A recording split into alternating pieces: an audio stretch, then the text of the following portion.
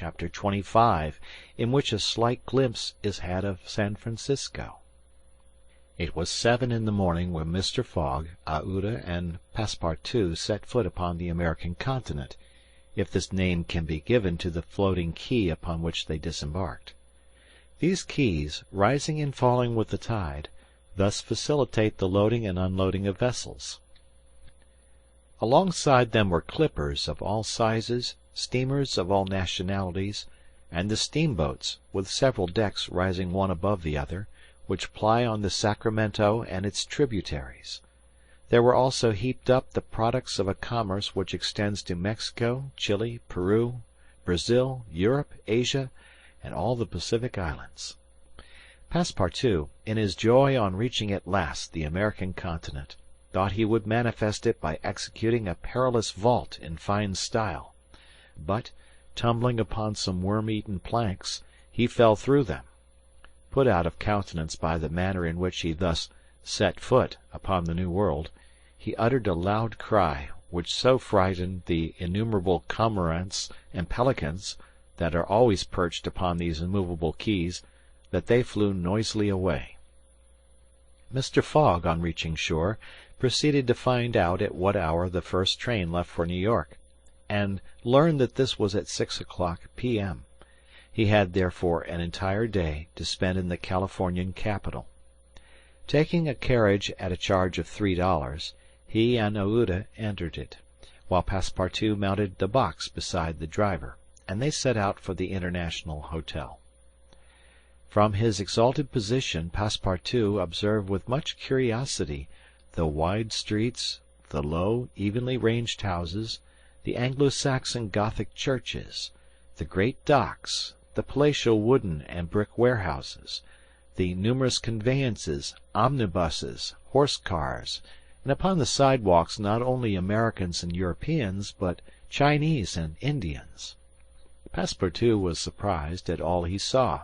San Francisco was no longer the legendary city of 1849, a city of banditti, assassins, and incendiaries, who had flocked hither in crowds in pursuit of plunder, a paradise of outlaws, where they gambled with gold dust, a revolver in one hand and a bowie knife in the other. It was now a great commercial emporium. The lofty tower of its city hall overlooked the whole panorama of the streets and avenues, which cut each other at right angles, and in the midst of which appeared pleasant, verdant squares, while beyond appeared the Chinese quarter, seemingly imported from the Celestial Empire in a toy-box. Sombreros and red shirts and plumed Indians were rarely to be seen, but there were silk hats and black coats everywhere worn by a multitude of nervously active, gentleman-looking men. Some of the streets, especially Montgomery Street, which is to San Francisco what Regent Street is to London, the Boulevard des Italiens to Paris, and Broadway to New York, were lined with splendid and spacious stores, which exposed in their windows the products of the entire world. When Passepartout reached the International Hotel, it did not seem to him as if he had left England at all. The ground floor of the hotel was occupied by a large bar, a sort of restaurant freely open to all passers-by, who might partake of dried beef, oyster soup, biscuits, and cheese, without taking out their purses. Payment was made only for the ale, porter, or sherry, which was drunk. This seemed very American to Passepartout. The hotel refreshment rooms were comfortable, and Mr. Fogg and Aouda, installing themselves at a table, were abundantly served on diminutive plates by negroes of darkest hue. After breakfast, Mr. Fogg, accompanied by Aouda, started for the English consulate to have his passport visaed. As he was going out, he met Passepartout, who asked him if it would not be well, before taking the train, to purchase some dozens of Enfield rifles and Colt's revolvers. He had been listening to stories of attacks upon the trains by the Sioux and Pawnees. Mr. Fogg thought it a useless precaution, but told him to do as he thought best, and went on to the consulate.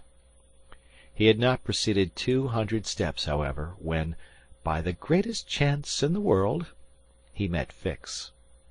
The detective seemed wholly taken by surprise. What! Had Mr. Fogg and himself crossed the Pacific together, and not met on the steamer?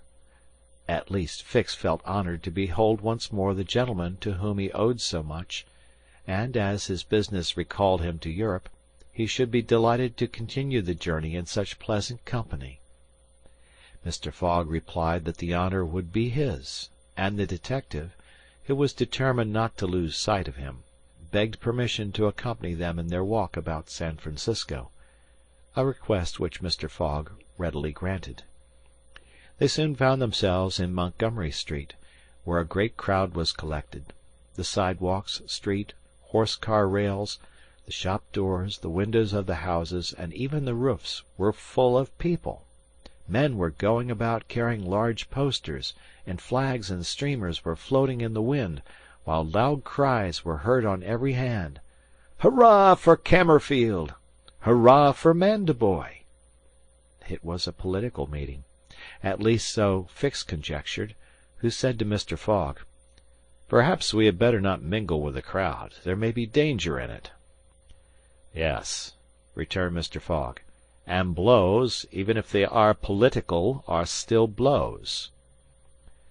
Fix smiled at this remark, and in order to be able to see without being jostled about, the party took up a position on the top of a flight of steps situated at the upper end of Montgomery Street.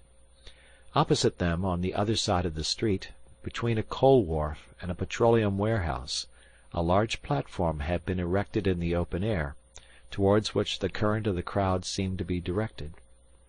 For what purpose was this meeting? What was the occasion of this excited assemblage? Phileas Fogg could not imagine.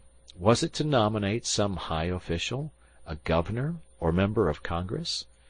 It was not improbable, so agitated was the multitude before them. Just at this moment there was an unusual stir in the human mass.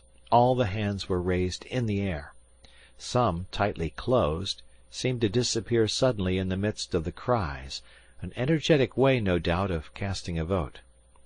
The crowd swayed back, the banners and flags wavered, disappeared an instant, then reappeared in tatters. The undulations of the human surge reached the steps, while all the heads floundered on the surface like a sea agitated by a squall. Many of the black hats disappeared, and the greater part of the crowd seemed to have diminished in height.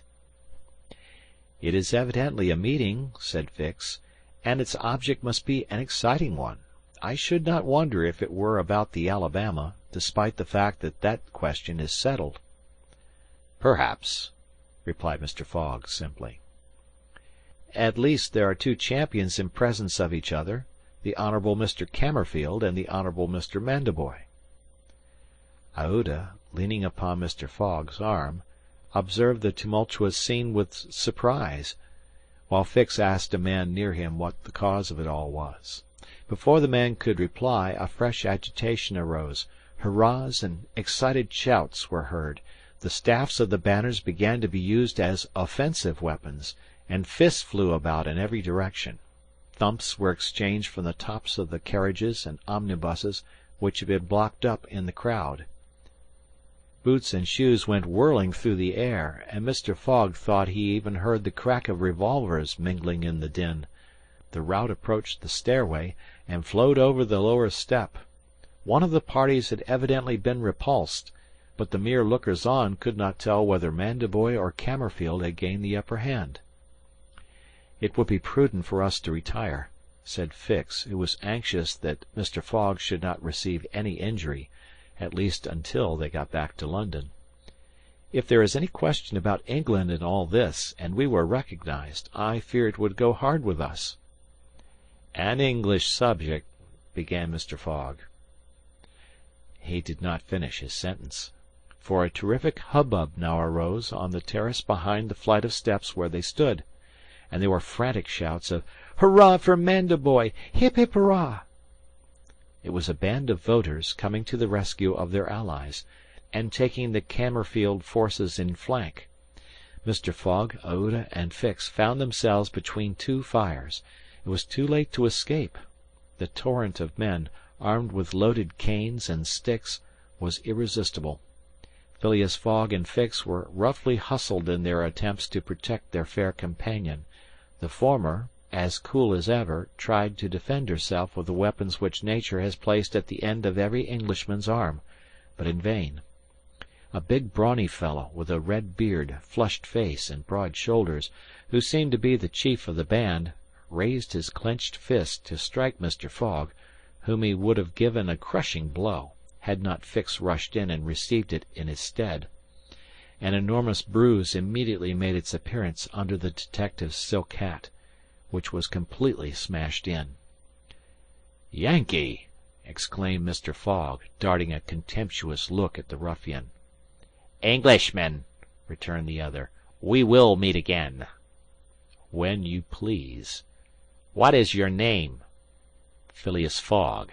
And yours?" "Colonel Stamp Proctor." The human tide now swept by, after overturning Fix, who speedily got upon his feet again, though with tattered clothes. Happily he was not seriously hurt.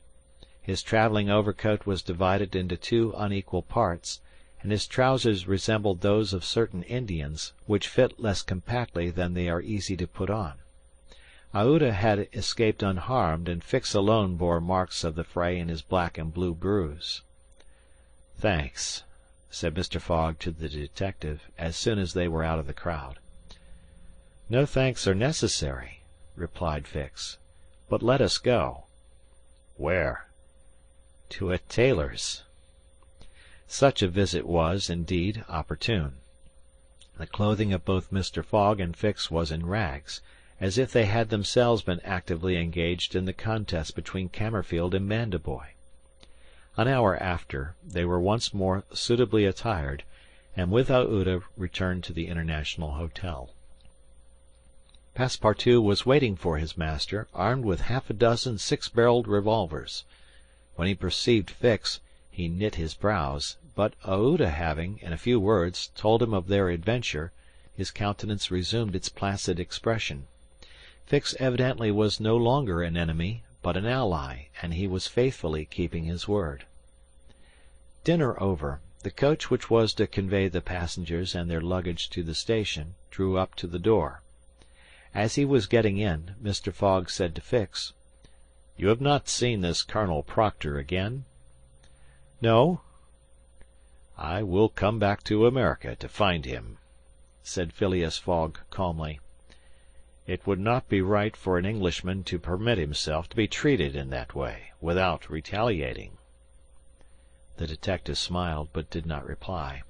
It was clear that Mr. Fogg was one of those Englishmen who, while they do not tolerate duelling at home, fight abroad when their honor is attacked.